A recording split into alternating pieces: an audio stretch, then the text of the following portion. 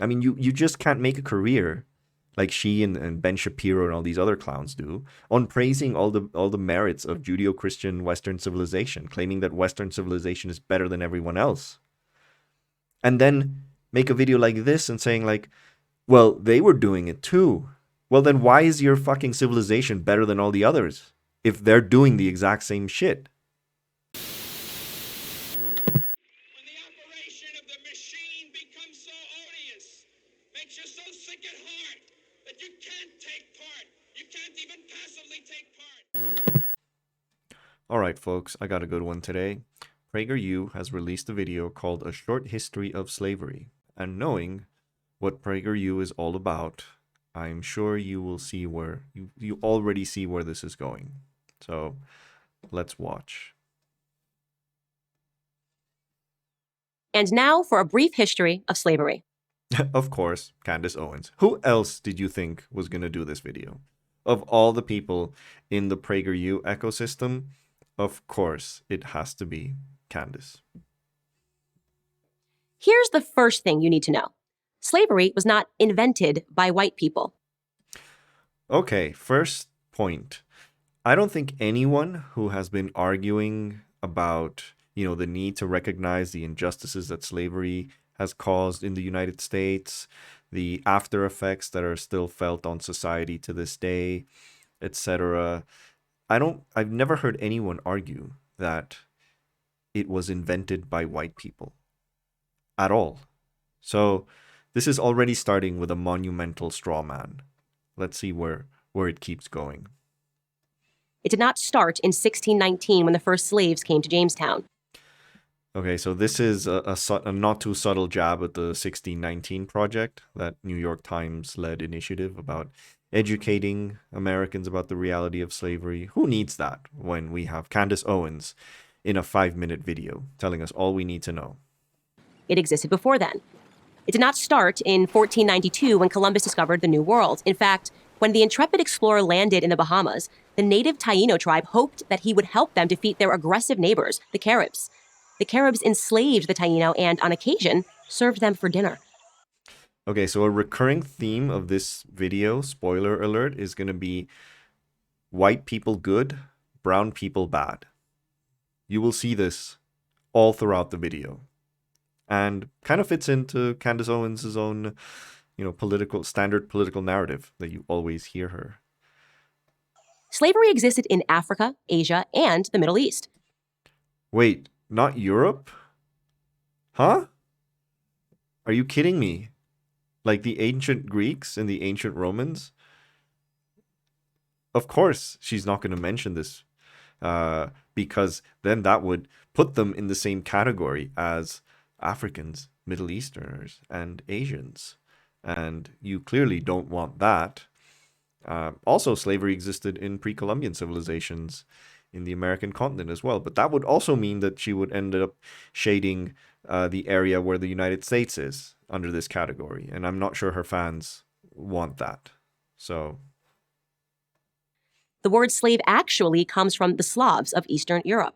Millions of them, all white by the way, were captured and enslaved by Muslims in the 9th century and later by the Ottoman Turks.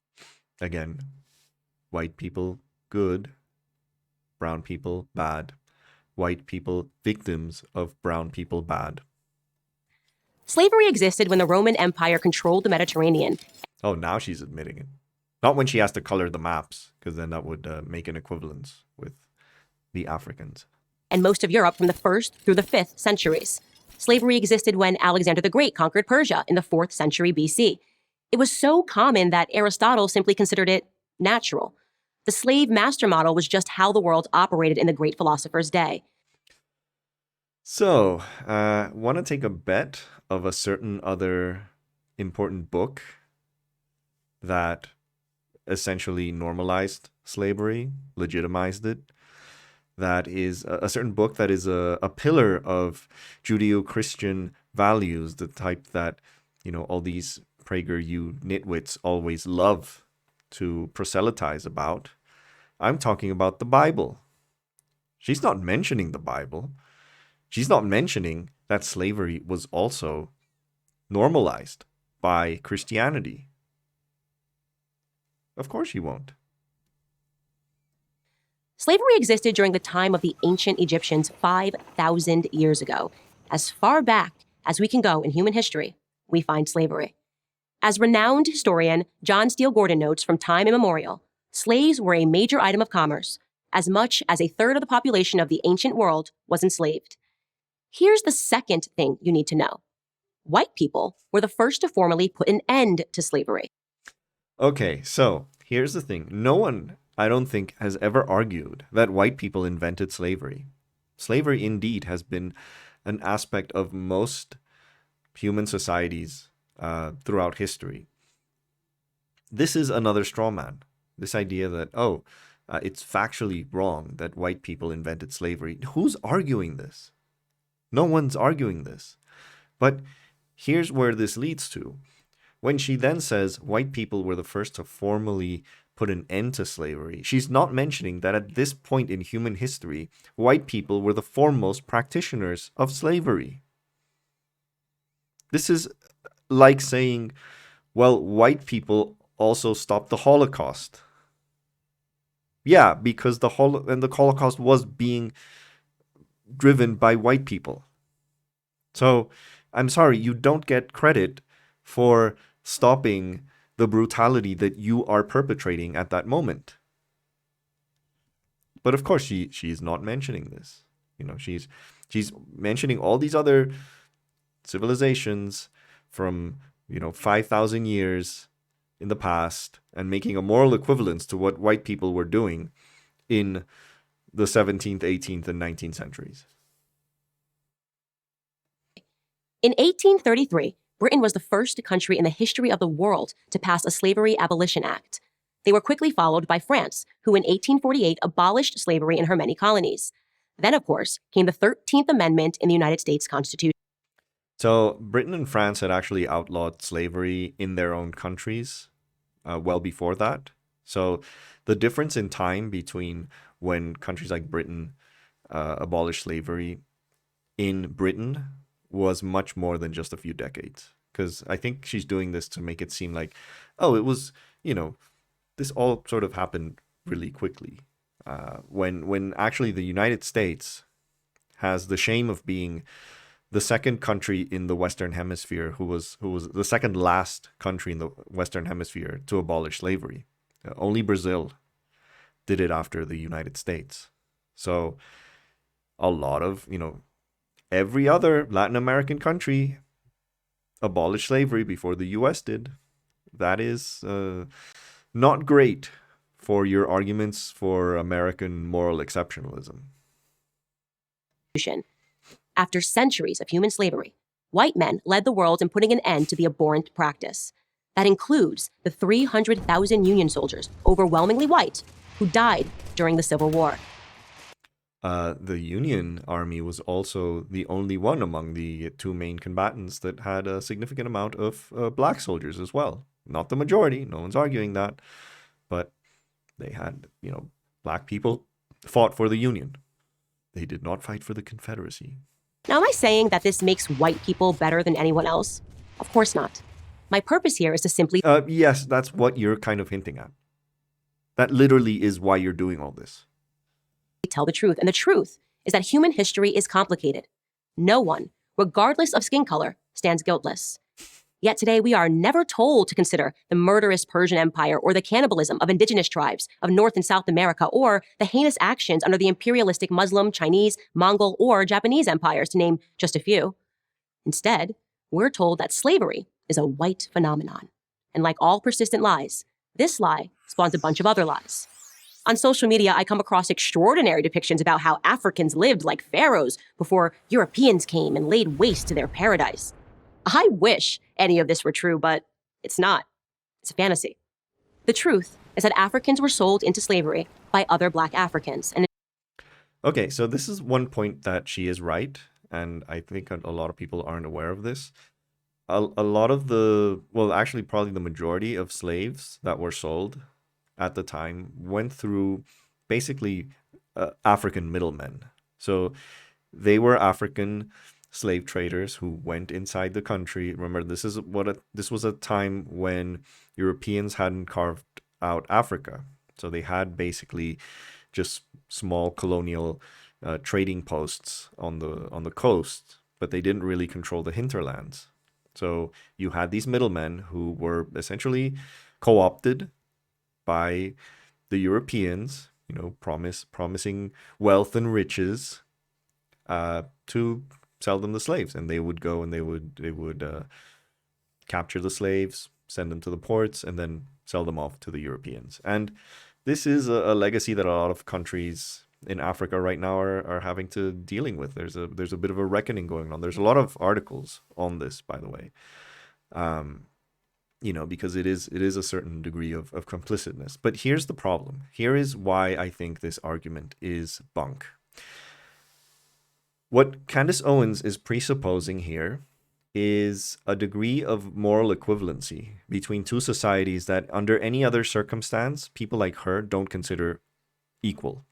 So here we have the enlightened Judeo-Christian European empires who presumably by her own standards have views on humanity, views on liberty and freedom, the values of John Locke and Rousseau and Voltaire and all these other enlightened philosophers. These are now being compared to what they would describe as primitive, barbaric, unenlightened societies. So that's a really, really convenient moral equivalence. That again, in no other argument that these people make, they will use. Because like I said, they will always characterize these unenlightened people as barbaric. So why is it that these enlightened Europeans are behaving exactly the same as the barbarians? She doesn't have an answer to this. So that is why I think this argument is BS. I mean, you just can't make a career like she and Ben Shapiro and all these other clowns do on praising all the merits of Judeo-Christian Western civilization, claiming that Western civilization is better than everyone else. And then make a video like this and saying like, well, they were doing it too.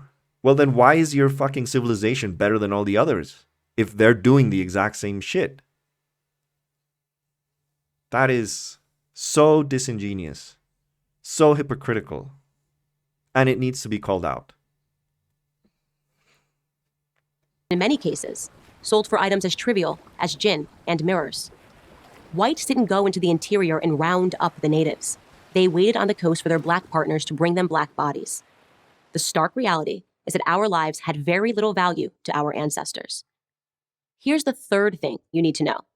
If you think slavery is a relic of the past, you're wrong. There are some 700,000 slaves in Africa today, right now. That's the lowest estimate that I could find. Other sources say there are many more. For context, that's almost twice as many slaves as were ever brought to the United States. Child soldiers, human trafficking, forced labor, these are the conditions that currently exist within this. I feel sorry for the person who is the animator of these videos, and I generally wonder what the emails are like. It's like, draw a black kid with an AK-47. No, it's not for a racist video at all. Same sub-Saharan region where the transatlantic slave trade originated. African bodies are being sold today like they were sold then, and no, they are not being purchased by any country of white men. In fact, slavery, by any traditional definition, is exclusively practiced today within non-white countries. But we hear almost nothing about that. Just like we hear nothing about how slavery was universal until good people in Europe and America ended it 2 centuries ago. Why? Because again, the recurrent theme of this video is white people good, brown people bad. Our so-called leaders, black and white, wouldn't profit from it.